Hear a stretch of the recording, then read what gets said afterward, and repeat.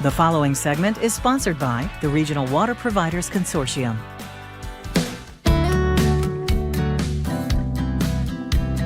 Welcome back to AM Northwest. September is National Preparedness Month, so here was simple things we can do to get ready for emergencies before they happen. We welcome back from the Regional Water Providers Consortium, Bonny Cushman. Hi, Bonny. Hello. You are the most prepared person I have ever met. I will say that now. And we are talking about getting ready in case something bad happens, like an earthquake or I don't know what else, but something that's going to make us need these resources. So let's talk about 5 things we can do. What's the first one?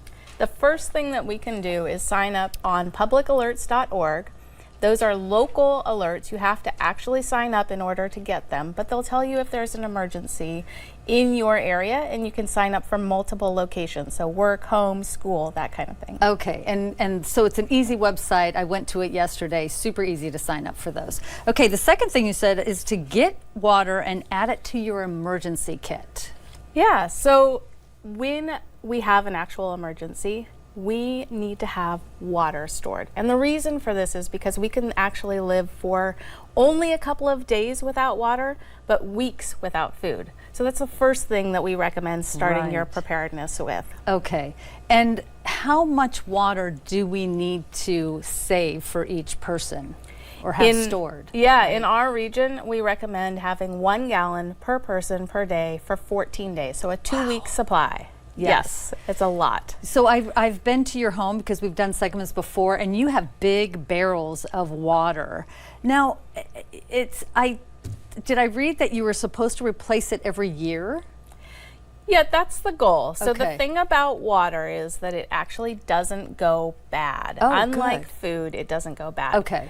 If you're storing water in something like a milk jug or some of those more flimsy little water bottles, those you might want to replace more because the container itself might break. Oh, right. And if you have water stored for longer than a year, it's probably just not going to taste fresh. Right. But in an emergency, it's better to have some water than none. Exactly. Okay. And you say store water where you can. And we have some visuals that show different areas, the garage and different places in your house. Tell me more about this. Right, so as you mentioned, I have a garage, so I have water in my garage. I have it in my car because I never know where I'm going to be. Right. I also have it stored in closets and other places around my home.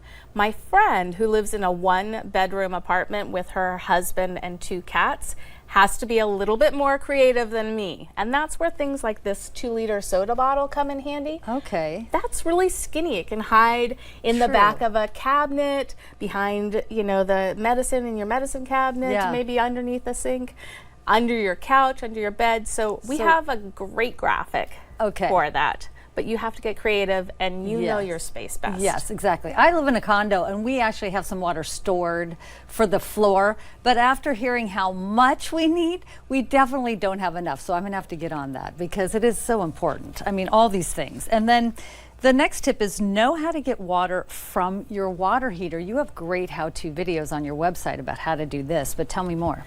Yeah, so most homes, and many apartments have water heaters, and they can have up to 30 to 80 gallons of water that you could use in an emergency.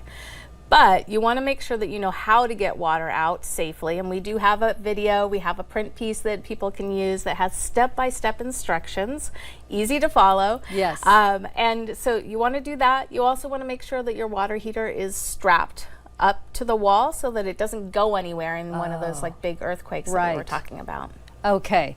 And finally, have at least one way to make water safe to drink. Right. How does this work? So the thing that I like to have actually is bleach.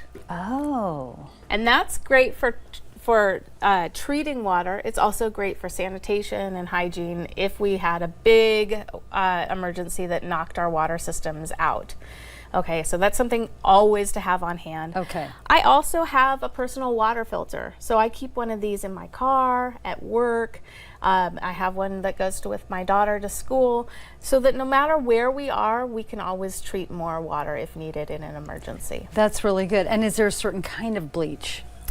Thank you for asking that. You want to have unscented Okay. So nothing that smells like lemons or wildflowers or that kind Just of thing. pure bleach. Okay, these are all great tips. We want to tell everyone the Regional Water Providers Consortium has so many great tips on their website. Their phone number is 503-823-7528, and we will link to their website. You'll find that at katu.com. Thanks so much, Bonnie. Thank you. And we'll be right back with more AM Northwest. Stick around.